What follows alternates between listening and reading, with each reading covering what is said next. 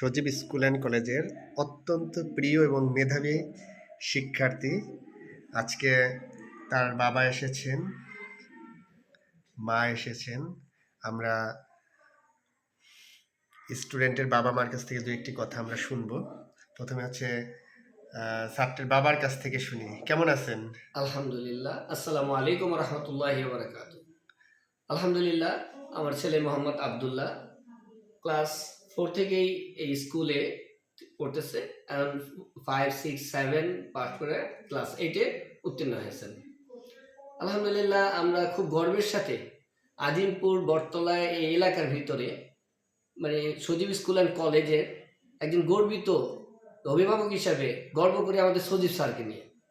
আসলে উনি আমাদের সবচেয়ে ভালো এবং প্রিয় একজন স্যার হয়ে গেছেন।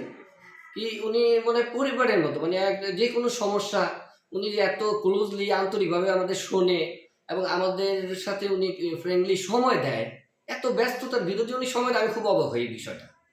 তা আলহামদুলিল্লাহ, আপনারা নিঃসন্দেহে একদম চোখ বন্ধ করে সজীব স্কুল অ্যান্ড কলেজে চলে আসেন, স্যারের সাথে শুধু বসেন, শুধু স্যারের সাথে বসলে আপনাদের সব সমস্যার সমাধান হয়ে যাবে ইনশাআল্লাহ। ধন্যবাদ আপনাদেরকে, আপনাদের মূল্যবান সময় দেওয়ার জন্য। আপনার কথা শুনে খুব ভালো লাগলো। আচ্ছা, তুমি কেমন আছো? হ্যাঁ, আলহামদুলিল্লাহ ভালো আছি। সব টিচাররা ভালোই তো পড়াচ্ছে নাকি? হ্যাঁ, ভালো পড়াচ্ছে। কোনো সমস্যা আছে? না।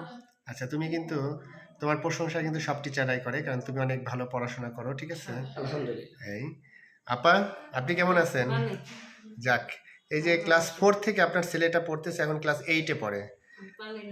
ভালো লাগে না? খুশি? খুশি আমি। আচ্ছা, যাক, আপনার সবাই ভালো দেখে দেখে রাখে বাচ্চা। যাক, খুব ভালো। আপনাদের সহযোগিতা আন্তরিকভাবে কামনা করছি। আমাদের জায়গা থেকে আপনারা সর্বোচ্চ ভালো সার্ভিসটা সবসময়ের জন্যই পাবেন। অনেক ভালো থাকবেন। Thank you.